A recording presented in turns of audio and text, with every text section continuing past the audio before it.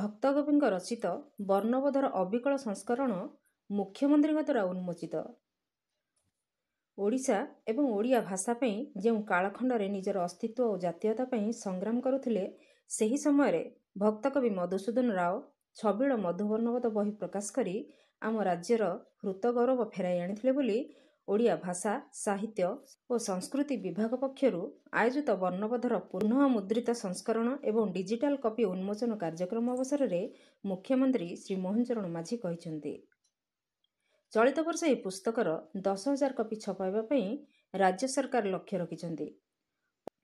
ପବିତ୍ର ଶ୍ରୀପଞ୍ଚମୀ ଓ ଭକ୍ତକବି ମଧୁସୂଦନ ରାଓଙ୍କ ଜନ୍ମତିଥି ଅବସରରେ ତାଙ୍କ ରଚିତ ବର୍ଣ୍ଣବୋଧକୁ ନୂତନ ଭାବେ ପ୍ରକାଶ କରିବା ଭକ୍ତକବିଙ୍କ ପ୍ରତି ଓଡ଼ିଆ ଜାତିର ଶ୍ରେଷ୍ଠ ଶ୍ରଦ୍ଧାଞ୍ଜଳି ବୋଲି ମୁଖ୍ୟମନ୍ତ୍ରୀ କହିଛନ୍ତି। ଏହି ଅବସରରେ ମୁଖ୍ୟମନ୍ତ୍ରୀ ବର୍ଣ୍ଣବୋଧର ଡିଜିଟାଲ ସଂସ୍କରଣ, ଭାଷା ପ୍ରତିଷ୍ଠାନ ମୁଖପାତ୍ର ଭାଷାପତ୍ର, ସତ୍ୟନାରାୟଣ ବହିଦାର ଏବଂ ବାସୁଦେବ ସାହୁଙ୍କ ଜୀବନୀ ପୁସ୍ତକ ମଧ୍ୟ ଉନ୍ମୋଚନ କରିଥିଲେ ଏବଂ ଭକ୍ତକବିଙ୍କ ପରିବାର ସଦସ୍ୟଙ୍କୁ ସମ୍ବର୍ଦ୍ଧିତ କରିଥିଲେ।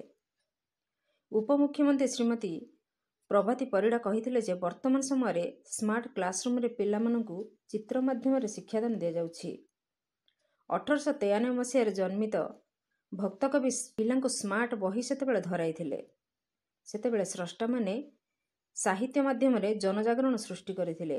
ଆମ ଭାଷା ଓ ସାହିତ୍ୟକୁ ସମୃଦ୍ଧ କରିବା ପାଇଁ ଆମର ଉଦ୍ଦେଶ୍ୟ ଜାରି ରହିଛି ଏବଂ ଆପଣମାନଙ୍କ ସହଯୋଗରେ ଏହା ନିଶ୍ଚିନ୍ତ ସୁଦୃଢ଼ ହେବ।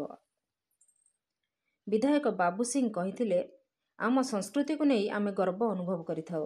ସଂସ୍କୃତିକୁ ବଞ୍ଚାଇ ରଖିବା ଆମ ସମସ୍ତଙ୍କର ଦାୟିତ୍ୱ। ଆଜିର ଏହି ଶୁଭ ଦିନ ଶ୍ରୀପଞ୍ଚମୀ ଆମ ପାଇଁ ସଂସ୍କୃତି, ସ୍ୱାଭିମାନ ଓ ଅସ୍ମିତାକୁ ବଜାୟ ରଖିବା ପାଇଁ ଏକ ସଂକଳ୍ପର ଦିନ ବୋଲି କହିଥିଲେ।